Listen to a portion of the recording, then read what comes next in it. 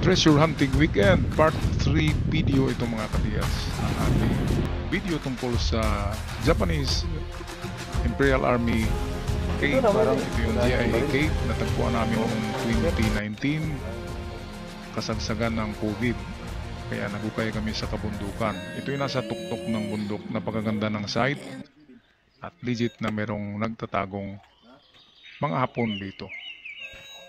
Okay, yung last video natin ay meron tayong nahukay na drum na rotten o talagang kalawang na lamang at hindi nabuo yung drum.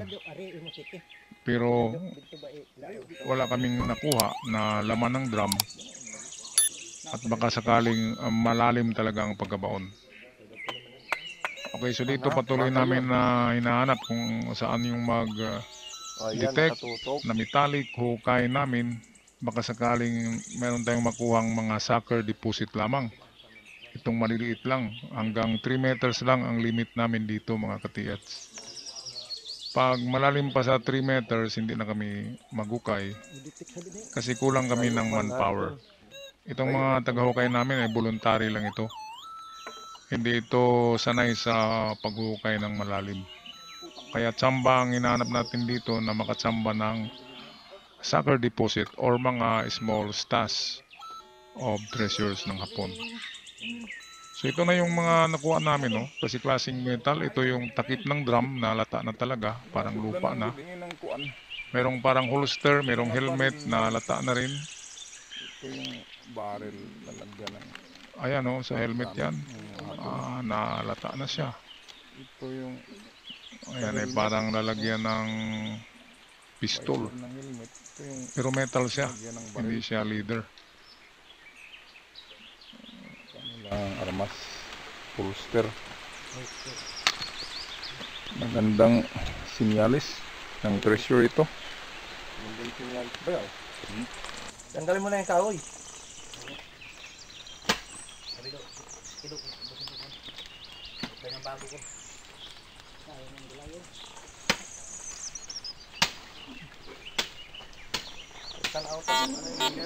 Ito yung mga nahukay namin na metal helmet ng Hapon.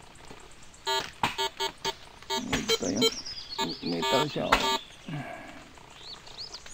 holster ng barrel. Ito metal pa rin to, metal. Takip ng... Ito yung takip ng barrel. Siguro lalagyan ng ammunition. At sake bottle.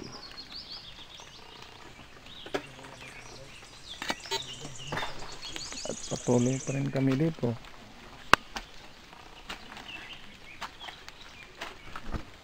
Natanggal naman ang mga bato. Oo. Ayun, paglupa na lang yan, pre. Pwede na hukain. Nandiyan na yan. Ha? Nandiyan na yan. Kung ano man nilagay dyan.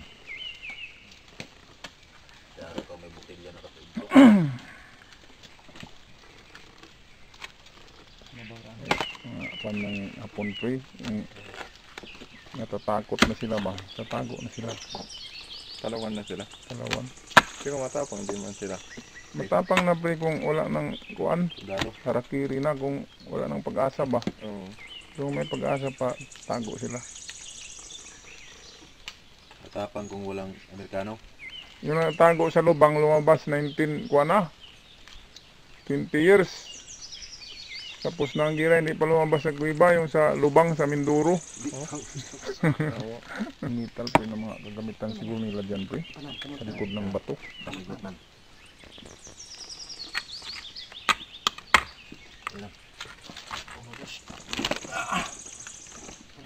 Kaya. Gamit.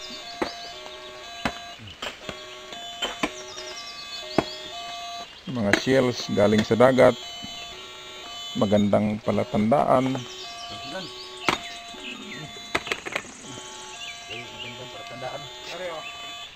Magandang science to, mga shell. Yan pre. Ayan, yan ang tunog. Okay na yan pre. Andun yung mga kasama ko.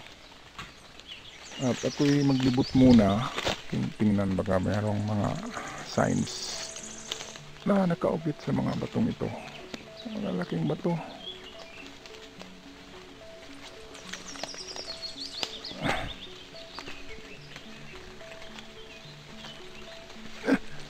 Pwera tao.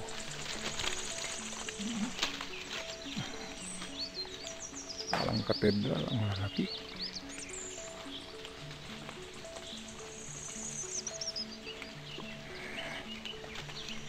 Mukhang mayroon ng mga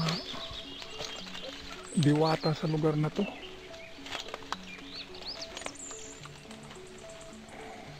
Chamber.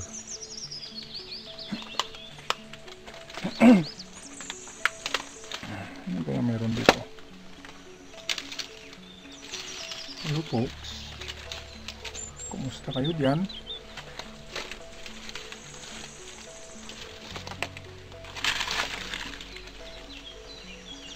Kaiba tong ano na to ah. Full rock. Yun siyang butas. Ito naman. Yan butas dito guys. Ito kaya ay man-made o ano?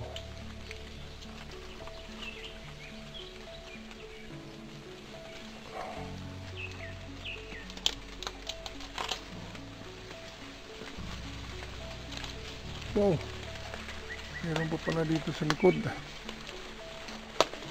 Ang lalaking bato. This is a great place, man.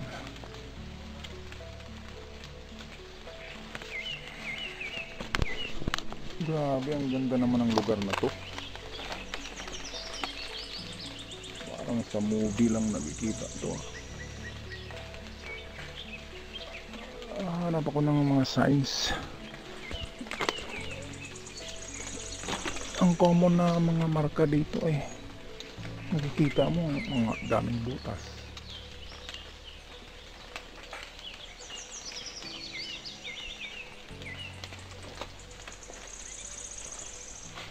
Full rock.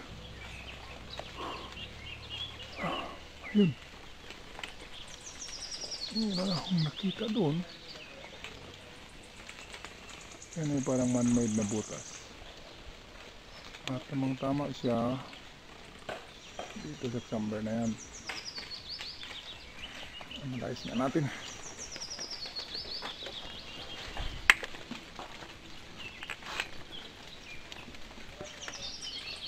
Ito, yun ay parang man-made hole. Ayan. Tapos sa baba niyan ay merong ito parang chamber.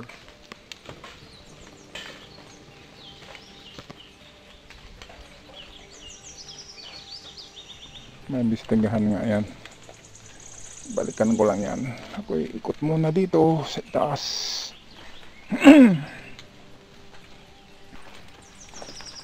Ay, naglibot kami sa mga bato. Pagkasakaling mayroong sign. Parang letter C oh. Parang letter C siya. Parang letter C. Ah, letter C.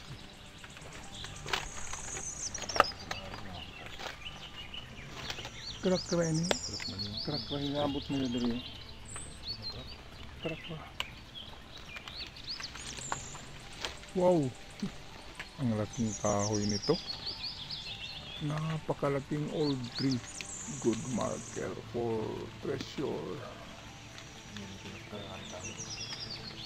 Pinakamatandang puno daw ito dito sa lugar na to. Ito ay nasa tuktok ng bundok kaya strategic na pagtaguan. Hirap lang mag-treasure hunt pag wala kang mapa. Dala. Chamber. May chamber diri oh. Ang ganda ng lugar. Tingnan nyo guys oh. Napakaganda. Majestic. May chamber. Pasukin natin. Ano? Sa pikas siguro.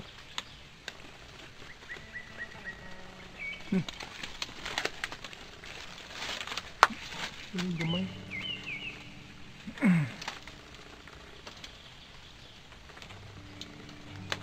Sa pikas. Sabi naman tong puno na to. Tingnan nyo ang ugat guys. Hanggang doon yan. Parang dyan mag-slide yung mga bindi. Kung maglaro sila, dito siguro sila naglambitin sa mga punong ito. Treasure under the tree.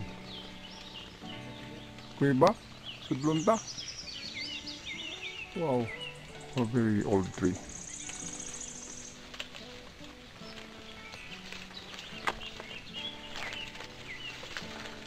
Oh, grabe kadako.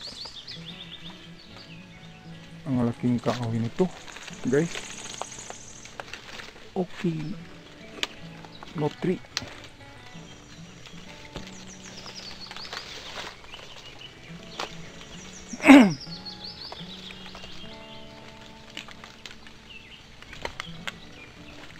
Kami pa lang daw ang nakaakyat dito, guys.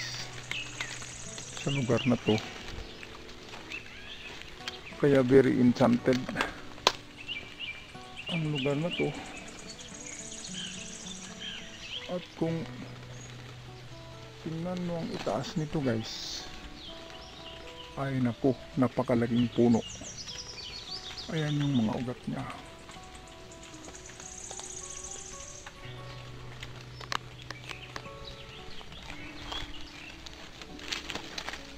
Take a closer look. Tingnan natin ito ng malapitan ang kahoy. Oh. Dito siguro ako. Ah! Oh. This is a cliff. Parang nakapunta. Nakakari naman ba dyan ako diri? Dito yung jar namin nakuha noon ah. Ito yun.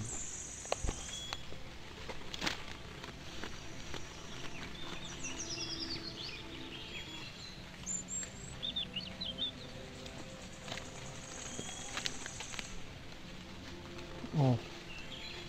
Feeling ko nakapunta na ako dito noon.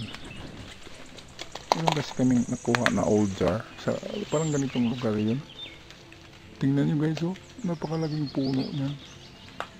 Very old centennial tree. At ang mga ugat niya ay wow. Nagsasabi na siya ay matandang puno.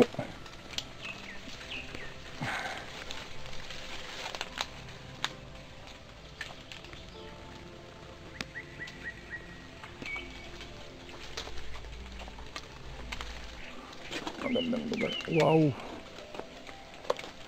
Wow, pare. Majestic view. Oops. Even when you feel low, you can still go. Even when you feel slow, you can still go. Ay, tiwas na pre. No hope, you can still go. I never answer to no, man, I still go. Yan na, tangin na yan. Meron daw butas na. Nakita. Tangin na yan. Pasukin na.